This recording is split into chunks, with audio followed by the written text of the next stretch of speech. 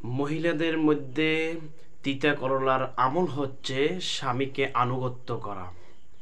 প্রিয় দর্শক, আসসালামু আলাইকুম ওয়া রাহমাতুল্লাহি ওয়া বারাকাতুহু। কাছে এবং দূরে যেখান থেকে দেখতেছেন ভিডিওটি সকলে না টেনে পুরোপুরি দেখবেন। অবশ্যই আমাদের সমাজের মহিলাদের সম্পর্কে কিছু কথা বলবো।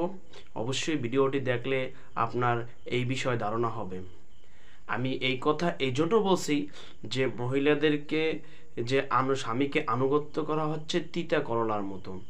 বর্তমান সমাজে এমনই হচ্ছে যে মহিলারা স্বামীকে আনুগত্য করতে চায় না। হয় সে হোক হাত মোজা পা মোজা পর্দা করুক, অথবা সে বেপর্দা থাকুক না কেন, বর্তমান সমাজে মহিলারা স্বামীকে আনুগত্যই করতে চায় না। আমাদের যারা আছে মা বোন মা চাচিরা, আমাদের যারা চাচিরা আছে বা দাদি নানি, যাদেরকে বলি না কেন, পূর্বপুরুষ যারা গেছে, তাদের ভিতরে কেউ যদি স্বামীকে যদি আনুগত্য এবং বেপরদাভাবে চলাফেরাও করত, তারপরও স্বামীর আনুগত্য এবং স্বামীকে অনুসরণ করত এবং স্বামীর কথাগুলো লক্ষ্য করত এবং স্বামীর কথাগুলো মনোযোগ সহকারে শুনত এবং স্বামীর জন্য পাগল পারা হয়ে যেত।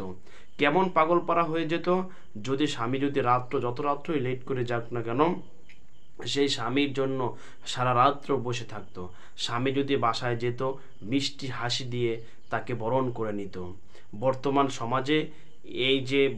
সমাজের মহিলারা আছে, যারা আছে বর্তমান সমাজে, আমাদের যারা বোনেরা আছে, বর্তমান সমাজে অনেক দেখা যায় অনেক পর্দা, অনেক সুন্দরভাবে পর্দা করতেছে, বাহিরে নামতেছে, হাত মোজা পা মোজা পড়তেছে।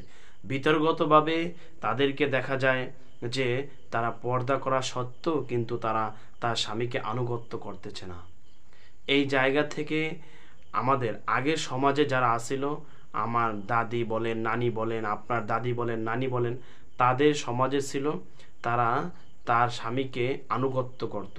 হয়তো সে বেপরদাভাবে চলাফেরা করত, হয়তো সে নামাজ রোজা না করত, কিন্তু তার স্বামীকে খুবই আনুগত্য করত এবং খুবই অনুসরণ করত এবং স্বামীকে কেয়ার, যেটাকে বলে আমাদের ভাষায় আমরা বলে থাকি কেয়ার করত। এই বিষয়গুলো আগের কালের মহিলারা খুবই করত। বর্তমান সমাজে কেয়ামত অতি নিকটে চলে আসছে, সেই প্রেক্ষাপট থেকে শুরু করে বর্তমান সমাজে এই জিনিসটা আস্তে আস্তে উঠে যাচ্ছে।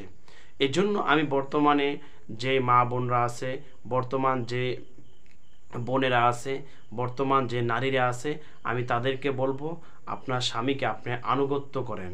আপনার স্বামীকে যদি আপনি আনুগত্য করতে পারেন, আপনাদের ভিতরে মিল মোহাব্বত বেশি পয়দা হবে। একটা পরিবারে যদি মিল মোহাব্বত থাকে স্বামী স্ত্রীর ভিতরে, ওই পরিবারটা জান্নাত হয়ে যায় দুনিয়ার ভিতরে।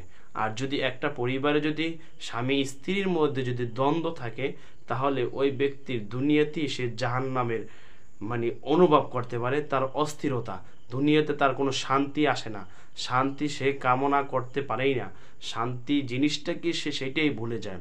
এই জন্য আমি সবাইকে বলবো আপনার স্বামীকে আপনি আনুগত্য করেন। আবার স্বামীরও কিছু কাজ আছে, তার তার স্ত্রীকে তার স্ত্রীর কথাগুলো শোনা, তার স্ত্রীর কথাগুলো মনোযোগ সহকারে শোনা। এইগুলো আমি যারা আছে স্বামী আছে, যারা ভাই আছে, যারা ছেলেরা আছে, আমি বলবো যে আপনার স্ত্রীর কথাগুলো আপনার শুনতে হবে। যেই কথা রাইট ওই কথাগুলো আপনার মানতে হবে। আশা করি ভিডিওটি যদি ভালো লাগে আপনাদের কাছে